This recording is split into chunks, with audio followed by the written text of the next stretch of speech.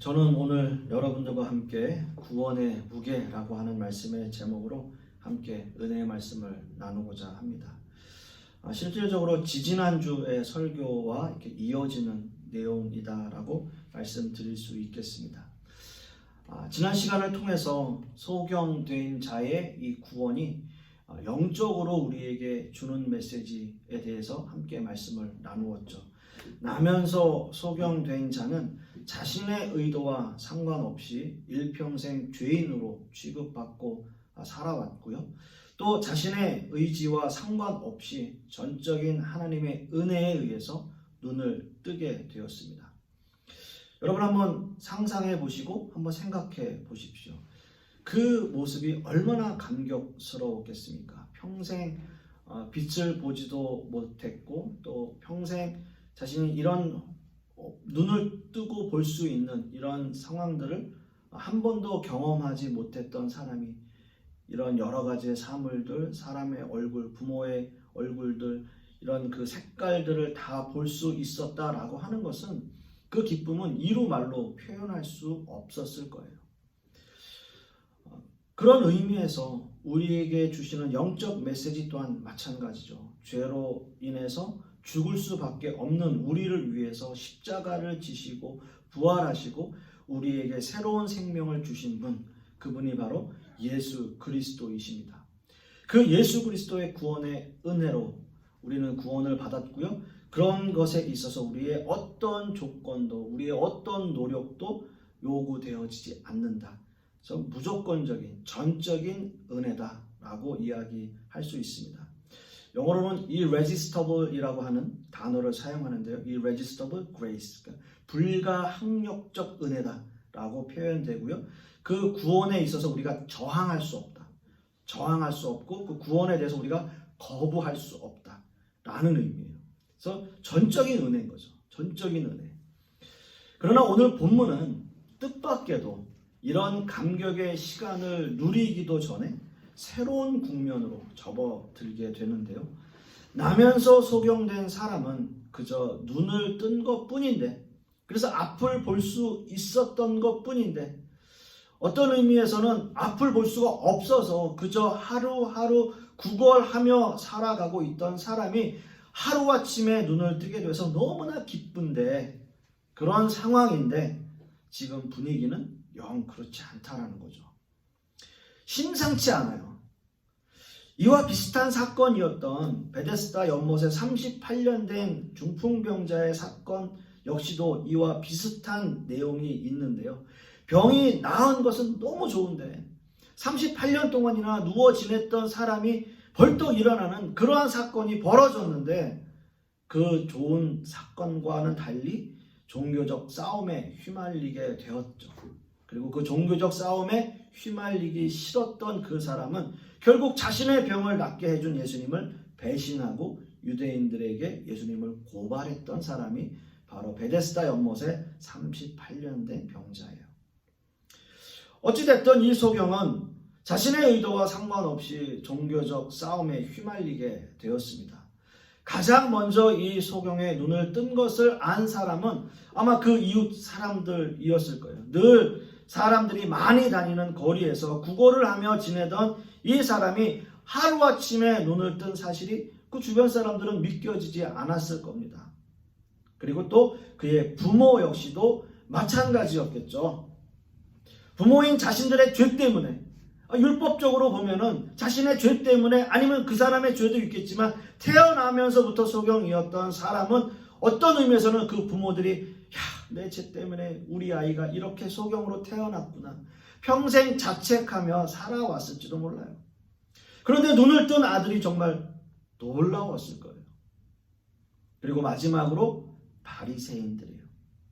그들 역시 이 소경이 눈을 뜨게 된 사실을 믿을 수가 없었어요. 왜냐하면 지금까지 어떤 선지자도 소경이나 귀머거리를 고친 사건이 없었기 때문이죠. 바리새인들 사이에서도 서로 의견 대립이 생겨나게 됐습니다.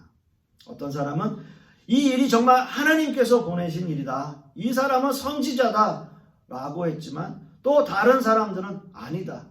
그럴 리가 없다. 지금까지 이런 일은 있을 수가 없었다라고 하는 거예요. 여기서 아니다라고 주장하는 그 바리새인들은 무슨 문제를 걸고 넘어지냐 하면 안식일에 대한 문제를 거론하는 거죠. 안식일에 아무 일도 하지 말아야 하는 율법을 어기면서까지 의료행위를 한다는 것은 하나님의 일이 아니다라는 증거다. 그것은 하나님의 일이 될 수 없다. 왜? 율법을 어기면서 한 행동이기 때문이다라는 거예요. 물론 당시의 율법을 지키는 바리새인들에게는 너무나 당연한 반론이었을 겁니다. 예수님이 누구신지 알지 못했던 사람들은 이런 기적을 본 일이 없었기 때문이에요. 그들이 적용할 수 있는 잣대는 오로지 율법밖에는 없었다라는 거예요.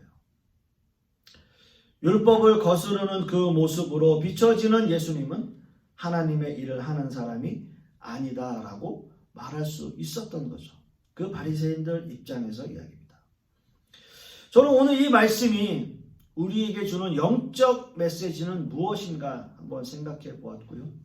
과연 이 소경이 겪는 이 상황을 통해서 우리의 신앙을 한번 뒤돌아볼 수 있기를 간절히 소망합니다. 과연 이 소경이 얻은 구원이 우리에게 주는 의미는 무엇이냐라는 거죠. 저는 구원의 무게라고 하는 말씀의 제목으로 두 가지의 주제로 은혜를 함께 나누고자 하는데요. 첫째는 구원은 이 고난의 시작이다라는 거예요. 우리가 함께 읽은 요한복음 9장 30절의 말씀을 우리가 다시 한번 봅니다. 그 사람이 대답하여 이르되 이상하다. 이 사람이 내 눈을 뜨게 하였을 때 당신들은 그가 어디서 왔는지 알지 못하는도다 라고 말하고 있습니다.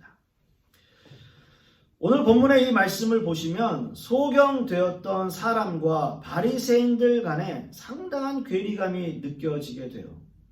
서로 다른 말을 하고 있는 겁니다. 처음부터 자신의 의지와 상관없이 구원을 얻은 소경은 또다시 자신의 의지와 상관없이 여러 문제에 봉착하게 되었습니다. 즉 자신이 눈을 뜨게 된 사건에 대해서 또 다른 문제를 만나게 된 거예요. 어떤 의미에서 보면요, 그저 눈만 뜨면, 내가 소경되었는데 이 내 눈만 뜨게 되면 모든 것이 다 해결될 줄 알았을 거예요. 눈만 뜨면 이제는 구걸하며 다니지 않아도 되고 또 떳떳이 일해서 먹고 살 수 있지 않을까, 그런 부푼 희망과 소망을 가지고 실로암 못에 가서 그것을 씻었을 겁니다. 너무나 부푼 희망이었겠죠. 그러나 사람들의 반응은 자신의 생각과 달랐어요. 사람들은 눈을 뜨게 된 소경을 축하해주고 축복해주는 것이 아니라 눈을 뜬 사실에 대한 진위를 가리고 싶어 했다는 거예요. 정말 당신이 받은 그 구원이 진실한 구원인가? 그것이 진정한 구원인가? 묻고 있는 거죠. 그리고 그 소경을 바리새인들에게 데리고 가요. 여기서 결정적인 증거가 제시됩니다. 그것은 바로 안식일 문제예요. 안식일. 안식일에 아무 일도 하지 말아야 한다는 율법을 어긴 행위로 이 일은 하나님이 보내신 선지자의 일이 아니라고 그들은 이야기하고 있는 거예요. 뭐예요? 소경 보고 너 잘못된 거야. 너 잘못된 거야. 너 눈 뜬 거 그거 잘못된 거야. 오늘 안식일이잖아. 이 얘기하는 거예요. 소경이 받은 은혜를 왜곡하고 있어요. 왜곡하고 있어요. 실제로 그의 눈이 소경이 되었던 것은 이 사람들의 율법, 바리새인들의 율법으로 이야기하면 그건 죄 때문이라고 이야기하는 거예요. 부모의 죄든 자신의 죄든 죄 때문이에요. 눈을 뜨게 됐는데 그것도 죄 때문이에요. 죄래요. 왜요? 안식일이니까. 많은 신앙인들, 많은 신자들이 이런 부분에 대해서 힘들어해요. 나면서 소경된 자의 경우에서처럼 자신의 의지와 상관없이 구원을 하나님의 은혜로 구원해 주셨다면 그 다음 살아가는 동안에도 하나님의 은혜로 무엇이든지 형통한 삶이 지속되어야 하지 않는가라는 거예요. 그런 생각을 하게 되는 거죠. 일반적인 신자들의 모습일 수 있어요. 그러나 현실은 다르죠. 현실은 눈을 뜨고 돌아온 그 소경처럼 많은 환난과 어려움이 기다리고 있다는 거예요. 이게 우리의 현실이에요. 이게 신앙인들의 현실이에요. 리얼리티. 현실이에요, 현실. 성경에 있는 모든 인물들도 마찬가지입니다. 아브라함, 이삭, 야곱, 요셉, 다니엘, 욥, 베드로, 바울 모든 믿음의 조상들의 삶을 보면 그 삶이 고난의 연속이었어요. 우리는 성경을 통해서 그 내용들을 잘 압니다. 그러나 그 고난이 나의 일과는 상관없는 일이라고 생각해요. 우리는 그저 책을 읽는 거예요. 특별히 고난하면 생각나는 사람 요셉일 수 있습니다. 요셉은 그 형들에 의해서 은 20의 이스마엘 사람에게 팔려갔어요. 그리고 애굽 사람 보디발의 집에까지 다시 팔리게 되었습니다. 그런데 그 보디발의 집에 팔리고 난 그 직후의 성경을 보면 이렇게 기록하고 있습니다. 창세기 39장 2절 3절 말씀에 여호와께서 요셉과 함께 하심으로 그가 형통한 자가 되어 그 주인 애굽 사람의 집에 있으니 그 주인이 여호와께서 그와 함께 하심을 보며 또 여호와께서 그의 범사에 형통케 하심을 보았더라. 물론 그 보디발의 입장에서는 요셉의 성실함이나 진실함을 보면 야, 저 사람이 정말 하나님의 사람이구나 그런 생각할 수 있습니다. 그리고 야, 참 좋은 사람 얻었다 말할 수 있어요. 그런데요, 요셉의 입장을 보세요. 요셉의 입장을 한번 생각해 보십시오. 이것이 어떻게 형통한 삶일 수 있어요? 이게 형통한 삶이 맞습니까? 자기 피를 나눈 형들에 의해서 팔렸다. 그걸 모르는 나이가 아니잖아요. 그걸 인식할 수 없는 나이가 아니잖아요. 형들에 의해서 팔렸다. 나중에 형들 만나도 그 형들이 그때까지 찜찜해하지 않습니까? 그게 있잖아요. 그 배신감 이루 말할 수 없을 거예요. 근데 성경은 요셉이 어떻게 됐다고요? 형통했다고 이야기를 해요. 형통했다. 현실적인 어려움은 그대로 있는데 성경은 요셉에게 형통이라는 단어를 사용하고 있습니다. 요셉은 또한 보디발의 아내로부터 누명을 썼죠. 그리고 감옥에 가요. 갇히고 난 직후에 성경은 이렇게 말해요. 창세기 39장 23절 말씀에 전옥은 그의 손에 맡긴 것을 무엇이든지 돌아보지 아니하였으니, 당연했겠죠. 요셉이 성실했고 진실했으니까요. 이는 여호와께서 요셉과 함께 하셨대요. 함께 하셨고 여호와께서 그의 범사에 형통케 하셨더라. 형통케 하셨더라. 성실함과 진실함으로 일을 하는 요셉이 믿을만 했겠죠. 그 전옥의 입장에서는 정말 그랬을 거예요. 그러나 요셉은 그건 아니잖아요. 형들에게 팔려온 것도 억울한데 거기에다 누명까지 쓰고 감옥에 갇혀있는 그 요셉이 과연 형통한 삶인가? 성경은 어디에도 요셉이 불평했다라는 말은 없어요. 사랑하는 성도 여러분, 이 요셉의 이야기가 성경에 있는, 기록되어 있는 이유가 분명히 있을 겁니다. 그게 뭘까요? 또 욥의 고난 이야기가 성경에 있는 이유가 뭘까요? 또 아브라함의 고난의 이야기들이 성경에 있는 이유, 다윗의 고난의 이야기가 성경에 있는 이유, 이 사람들 다 우리와 똑같은 신앙인으로 어떻게 이 세상을 이기고 살았는가 보여주는 표본이죠. 특별한 경우를 당하는 것이 아니라는 거예요. 이 사람들만 이런 고난을 당하는 것이 아니라는 거예요.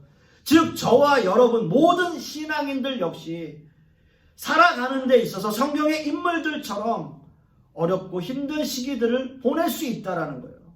환난과 어려움이 우리에게 있을 수 있다라는 거예요. 그러나 하나님이 우리와 함께 하시기에 우리는 형통하다는 거예요.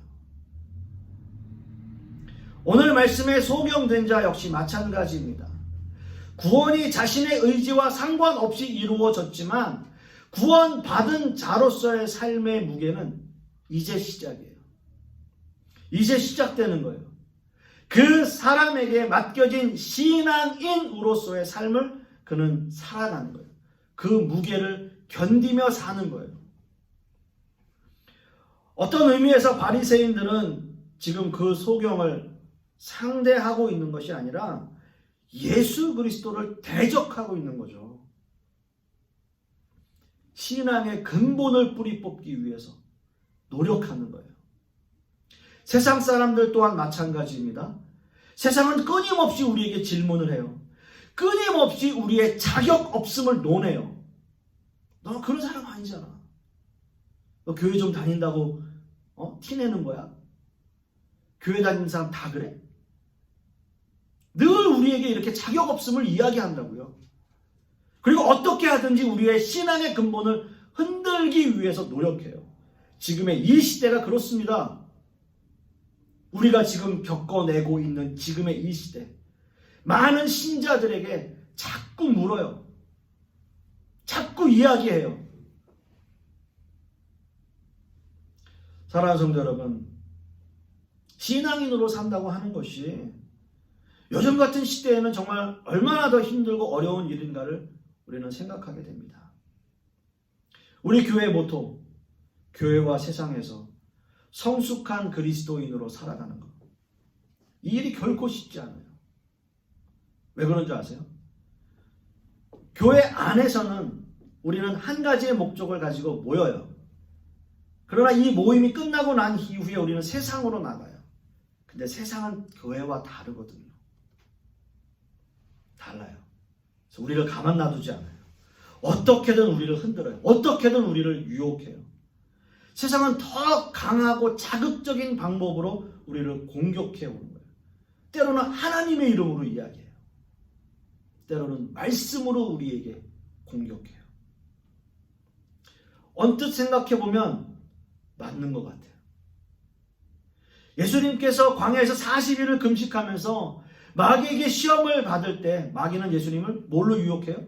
말씀으로 이야기해요. 지금 이 소경되었던 사람에게 바리새인들이 적용하는 게 뭐예요? 말씀이에요. 율법이에요. 율법. 누구도 빠져나가기 어려운 문제예요. 그러나 오늘 말씀 속에 있는 그 소경되었던 자를 보시면 자신이 받은 증거가 확실하니까 담대하게 바리새인들에게 이야기하는 거예요. 오늘 보면 27절과 30절을 보시면 대답하되 내가 이미 일렀어도 듣지 아니하고 어찌하여 다시 듣고자 하나이까? 당신들도 그 제자가 되려 하나이까? 굉장히 치욕적인 말 아닙니까? 그리고 이어서 그 사람이 대답하여 이르되 이상하다. 이 사람이 내 눈을 뜨게 하였으므로, 자, 눈을 떴다라고 하는 것은 자신의 죄가 사해졌다라는 거죠. 당신들이 그가 어디서 왔는지 알지 못하는도다. 하나님의 일을 한다는 사람들이 어떻게 하나님의 일을 한 사람을 못 알아볼 수 있냐라는 거예요. 굉장히 치욕적인 말이죠. 자기가 증거가 확실한 소경되었던 사람은 오히려 탐대히 자기의 믿음을 전하기 시작하는 거죠. 바리새인들에게도 자신의 확실한 증거를 말하면서 오히려 그들의 말을 반박해요. 이렇게 담대하게 말할 수 있는 근거는 뭡니까? 그의 믿음에 확신이 생겼다는 거죠. 확신이 생겼다는 거예요. 자신이 받은 증거가 확실하기 때문에 자신의 증거를 말할 수 있었던 거예요. 이것이 믿음이에요. 이것이 신앙입니다. 사랑하는 성도 여러분, 우리에게도 이런 신앙이 필요하죠. 우리에게도 이런 믿음이 필요하죠. 세상이 더 힘들고 어려울수록 우리가 이겨낼 수 있는 방법은 믿음과 확신이에요. 우리의 신앙생활이 결코 쉽지 않습니다. 힘이 들고 어렵습니다. 여러 가지의 일들이 우리에게 있어요. 우리가 이겨낼 수 있는 것은 믿음의 확신이죠. 어떠한 어려움이 우리에게 닥친다 할지라도 믿음으로 이기고 승리할 수 있는 저와 여러분 되시기를 간절히 소망합니다. 두 번째는요, 구원은 올바른 신앙 고백에서 시작된다라는 겁니다. 오늘 본문의 말씀 요한복음 9장 33절의 말씀을 다시 한번 보시면, 이 사람이 하나님께로부터 오지 아니하였으면 아무 일도 할 수 없으리이다.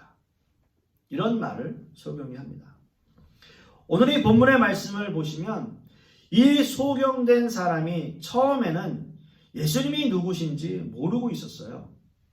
사실 예수님이 진흙을 이겨 눈에 바르고 실로암 못에서 씻고 돌아왔을 때에도 예수님을 직접 보지는 못했던 거예요.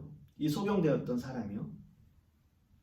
따라서 이 소경되었던 사람은 사실 예수님이 누구신지 확실하게 알지는 못했지만 자신이 눈을 뜨게 된 것만은 부인할 수 없는 사실이었던 거죠.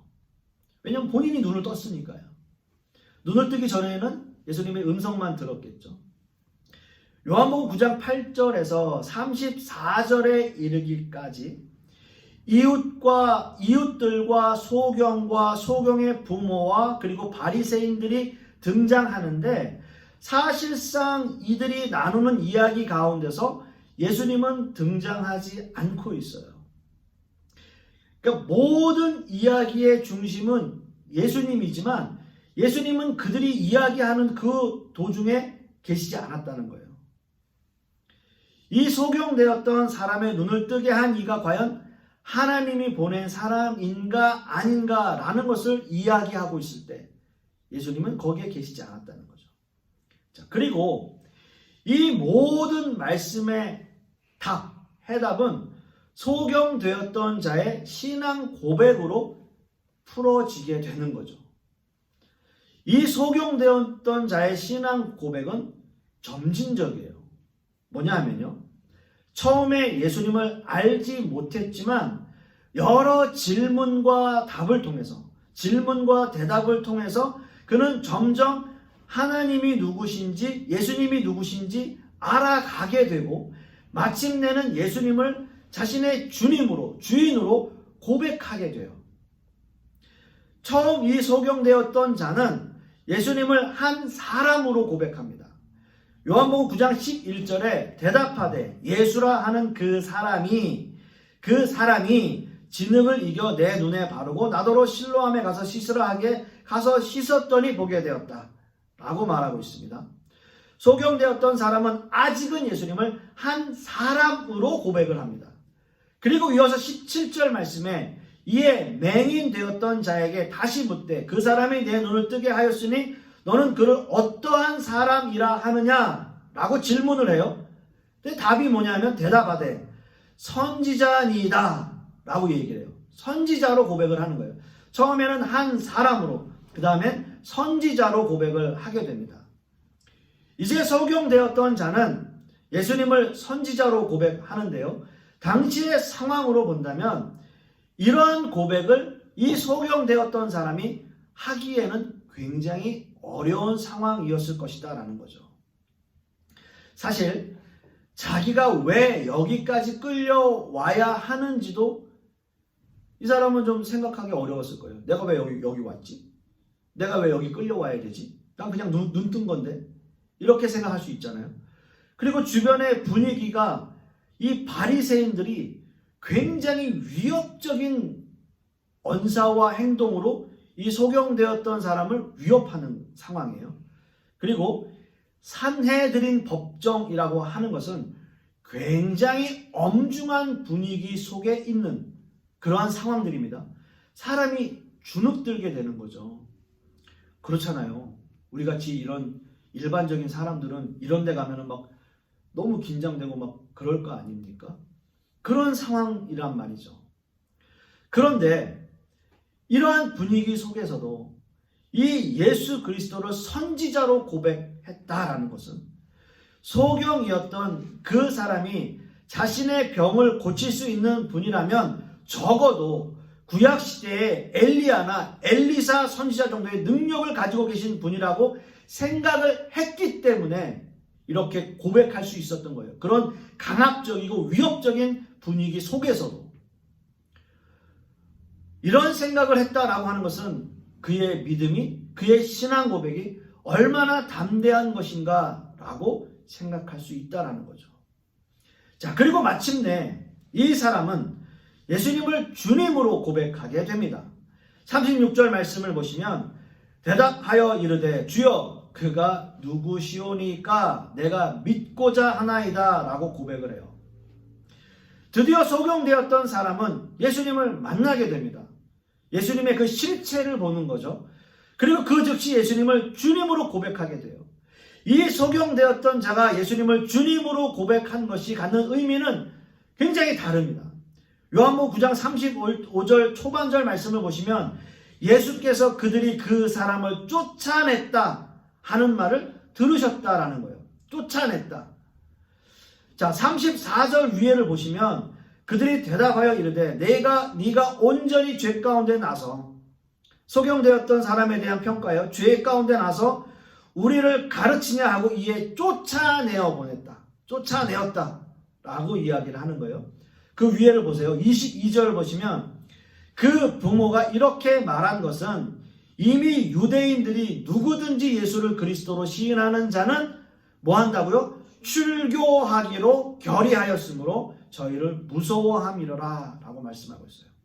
자, 그렇다면 이 소경되었던 자가 예수님을 주님으로 고백한 것, 그것이 갖는 의미는 뭐냐라는 거예요. 당시에 대표적인 종교기관인 산헤드린 공회에서는 예수님을 그리스도로 고백하는 사람들은 다 출교하기로 명하였습니다. 즉 유대인의 사회에서 추방된다라는 거예요. 추방된다. 물론 출교의 규정에도 여러 가지가 있지만 간단하게 설명을 드리자면 출교되어지면 모든 공중 집회에는 참여할 수가 없게 되고요. 유대인들과 어떤 매매 행위, 사고 파는 것을 할 수 없게 되고요.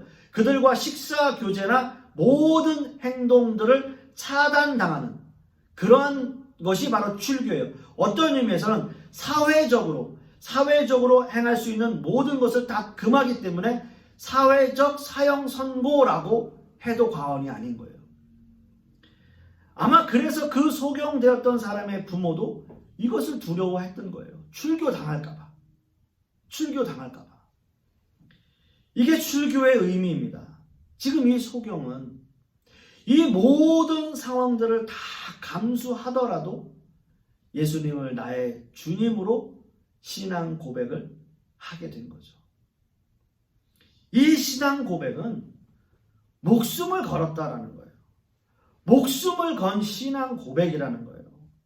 이 신앙 고백은 자신을 완전히 내려놓는 완전한 신앙 고백을 의미하고 있습니다. 죽이면 그들이 날 죽이면 죽겠다. 죽어도 좋다. 라는 믿음의 고백을 하고 있는 거죠. 이 소경은 주님이 하신 일이 하나님이 함께 하시지 않으면 할 수 없다는 확신을 가지고 하는 신앙 고백이죠. 자신이 받은 증거가 확실하기 때문에 믿음과 확신을 가지고 이러한 신앙 고백을, 목숨을 걸어도 아깝지 않은 신앙 고백을 하게 되었던 겁니다. 사랑하는 성도 여러분, 여러분에게는 어떠한 믿음의 확신, 어떠한 믿음의 신앙 고백이 있습니까? 목숨과도 바꿀 수 없는 신앙 고백이 과연 여러분들에게 있습니까? 주님은 우리에게 확실한 증거를 보여주셨죠. 그 무엇과도 바꿀 수 없는 증거. 우리를 하나님의 자녀 삼아 주신 것. 우리를 구원해 주신 것. 우리가 지금 이 자리에 있다는 사실만으로도 우리는 구원받은 백성임을 고백할 수 있는 것. 이것이 은혜예요. 그런데 마치 베데스다 연못에 38년 된 병자처럼 자신에게 보여준 그 증거들을 외면하며 살아가고 있지는 않은지. 물론 이런 신앙 고백을 하기까지 많은 시간이 걸릴 수 있습니다. 수많은 연단의 시간이 우리에게 필요할 수 있습니다. 그것이 우리가 감당해야 할 구원의 무게라는 겁니다. 그 구원의 무게를 견디는 것, 이것 역시 신앙이고 믿음이라는 거죠. 주님은 우리에게 이러한 믿음을 요구하십니다. 이러한 믿음을 가지고 세상을 이겨나가기를 원하고 계시는 거죠. 말씀을 맺습니다. 이 믿음으로 인해서 완벽한 신앙 고백을 할 수 있도록 우리에게 주님께서 우리를 이끄실 수 있도록 힘들고 어려운 시간들을 묵묵히 이겨내고 견뎌내고 또한 믿음과 확신을 가지고 나아가시는 저와 여러분 되실 수 있기를 간절히 소망하겠습니다. 기도하겠습니다.